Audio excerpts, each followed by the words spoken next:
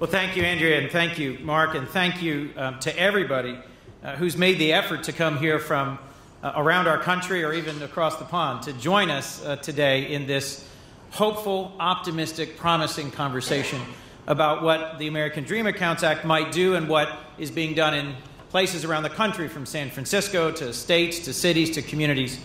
I really do believe that if we're going to meaningfully address this fundamental challenge, the lack of access to higher education, which is both an economic issue, an opportunity issue, and in my view, a civil rights issue for the United States.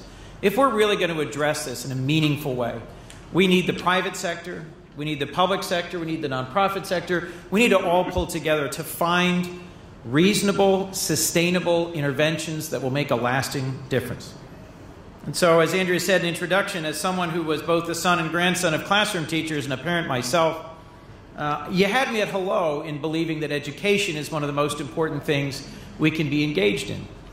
But I wanted to take a few minutes and share with you, if I could, just sort of what this experience was like at the I Have a Dream Foundation, and then how it informed my personal passion for this particular legislative idea.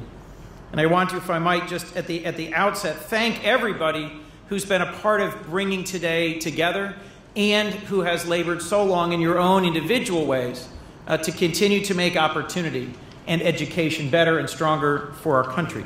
To Mark Edwards, to Opportunity Nation, thank you for what you're doing, for your relentless focus on college access and affordability. The 250 organizations that make up Opportunity Nation touch in different ways nearly 100 million people. And it was hugely encouraging to me to not just be part of your national summit, but to also do a volunteerism day at Delaware State University in Dover, and to see Mark both in settings grand and more practical and hands-on, and to see the scope and reach of your vision and your ambition.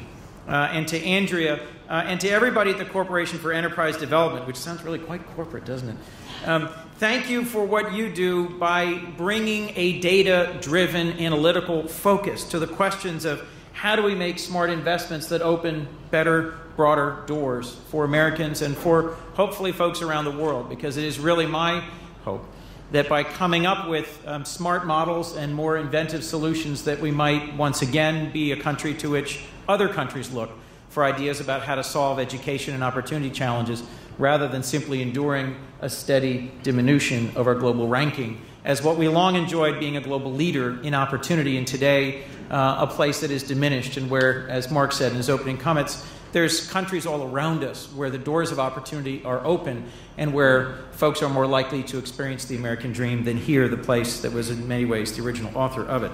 As has been said, your zip code really should not determine your future. So let me take a minute, if I can, and just reintroduce you to some of what I experienced in 20 years with the I Have a Dream Foundation. I helped launch 2 different chapters. I worked for the national office. I served on the national board. And we touched about 15,000 children and families all across the country in more than 150 chapters, this foundation. It was based on a very simple idea that a man named Gene Lang really spontaneously fell into when giving a commencement address at exactly the same middle school from which he had graduated in Harlem decades earlier. He was looking at a classroom full of kids, and he was talking about his own life and how he had achieved remarkable things, to him unthinkable things, from when he had sat in those exact same chairs.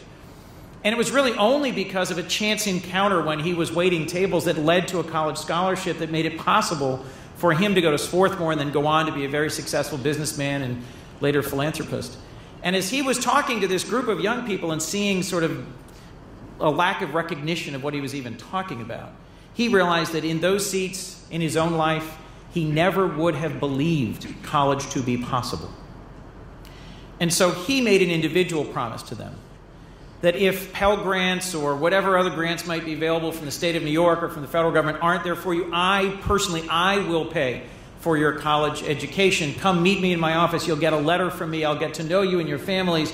It was an individual pledge to a specific group of kids. And I just want to say at the outset, it was that initial pledge that got the New York Times story and that was repeated often and is what most folks, if they know anything about I Have a Dream, know. There was this crazy guy who made a promise of a college education to a whole classroom full of kids in Harlem. But as someone who did that same thing myself and then was in the room over and over across the country as we launched other chapters, I know that that initial day and the response of parents and teachers in the community, while interesting, while engaging, while press-worthy at times, isn't what makes the difference. The 50 Dreamers with whom my family and I worked on the east side of Wilmington grew up in a community and an environment where the possibility of college was really just not on their radar screen, where day in and day out, messages, subtle and unsubtle, convinced them that college was something that was on TV, something that was connected with sports, something that was distant and unreachable, even if only a few blocks away, that college was not for them. And the first step, I think, that is most important about these accounts and about the idea behind the I Have a Dream program is to change that perception, to have an answer to that question. How could I possibly make it to college? Well, we're going to open the door of the affordability question. But that means nothing if it's not also married to persistent, broad engagement and intervention. The kind of work that is often really only possible through real people connecting to kids, to parents, to teachers, mentors, volunteers, community folks. And that, staffing that and driving that and making that real is what most local I Have a Dream chapters really do over a dozen years, is invest in the people who do the work of weaving together lives of educational excellence for children in contexts where that didn't seem otherwise possible. I've never forgotten a meeting at the Ford Foundation where they looked at our results and they looked at this program and they said, this is fascinating, this is great, this is neat.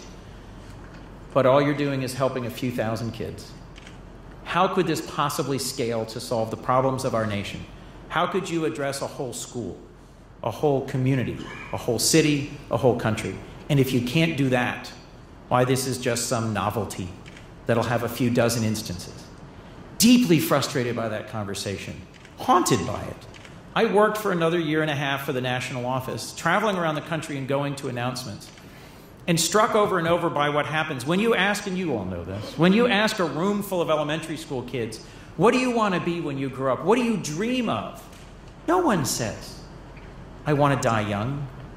I want to contract HIV/AIDS. I want to be homeless. I want to be a drug dealer.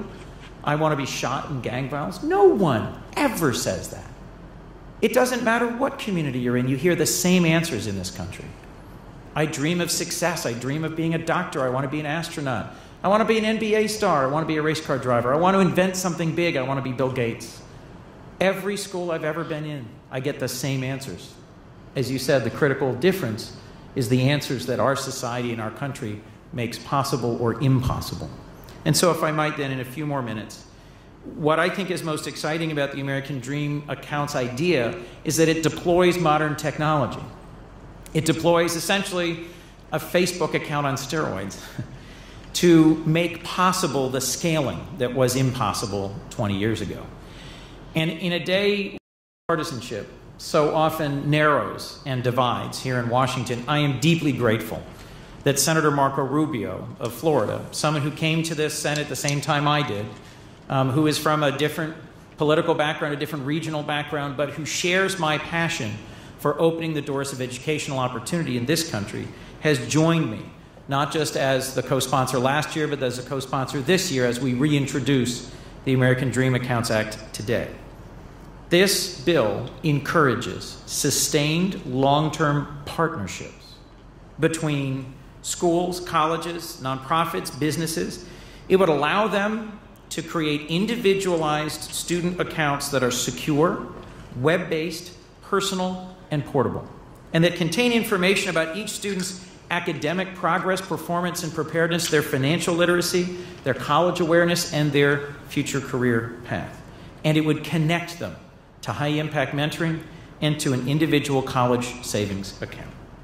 Instead of forcing a motivated parent or an interested teacher or a concerned student to track down each of these resources, which in some states, like Delaware, are available and exist, but are completely siloed. Instead of forcing a motivated teacher or parent to find these things across many different resources and connect them, it connects them from beginning to end of the educational journey. The American Dream Accounts Act addresses long-standing challenges and barriers to college access: connectivity, financial resources, early intervention, and portability. Let me briefly speak to each of these. Connectivity. One of the things I saw with the kids I worked with, we called them dreamers because it was the I Have a Dream program. from elementary school through high school, through what had been hoped for college, and in many cases was, but in many more not, was the impact of mobility. They all started in the same elementary school, and by freshman year were in 14 different high schools, scattered all over a broad area. And the simple transitions year in and year out that are accompanying poverty, and the impact of that on any sort of relationship with classmates and with teachers and with mentors is a secondary but grindingly negative impact of poverty. So one of the things that this particular account would create is some connectivity. It would take advantage of technology and deliver these secure, individualized hubs, a portfolio, an individualized dream record that allows a child to be known. Connecting that with a college savings opportunity, as Andrea said earlier, according to some studies, suggests that there are somewhere between a 4 and 7 times greater likelihood of going to college because you've answered that first question. College isn't for me. How could I ever pay for it? Well, in a country where we literally spend billions of dollars federally to make higher education more affordable every year, why do we not tell children in a way that might change their attitude and their actions young, when the power not just of compounding interest, but of compounding actions by them, their teachers, their mentors, their community, their parents, could have a huge positive cumulative impact. As you're going to hear in a few minutes from Jose Cisneros, San Francisco's Kindergarten to College initiative is really laying an exciting foundation in helping students and families save for college from the very first day of school. But as I said before from my I Have a Dream experience, it's not just the savings, it's the changed attitudes and outlook that makes such a profound difference. In my view, it's that third part, that early intervention, that is in some ways most exciting. Because way before they figure out that a FAFSA form is impenetrable, way before their eyes glaze over in some college guidance counselor's office, way before they see the dizzying array of catalogs and wander out to do something more interesting to a teenager, you've set in the mind that UNLV isn't just a place with a great basketball team. It's a place you might want to go to college yourself. That Penn State isn't just a place that plays football, or Temple isn't just a place where they have a great basketball team. You don't just hear about college in one context. You think of it as a place you might go and where you can see yourself. These accounts hold up a mirror to children that projects forward a brighter, more positive future picture of themselves. Last is portability. One of the things I saw most often about the kids I worked with was they moved, and they moved into new classrooms where stressed out and overextended teachers dealing with 25, 30 kids really didn't get anything to work with. Virtually no information about the brand new student in their class in the middle of the year. No record of what they'd done in school, no sense of who they were or their context, no idea how to deal with them. And so young people themselves dealing with alienation from repeated movements from school to school to school, instead of having their full potential blossom, became a disciplinary problem, failed to achieve their full potential, failed to connect to that school, and so were even less engaged and less hopeful. The portability and the persistence of this information over the long educational journey is, in my ways, I think, some of the most powerful things about it. Let me just say, if I could, in conclusion, that I am really grateful to Rachel Bird, who works with my office. I'm just the pretty face. She's the brains of the outfit who makes this whole thing work. And we're going to give Rachel a round of applause.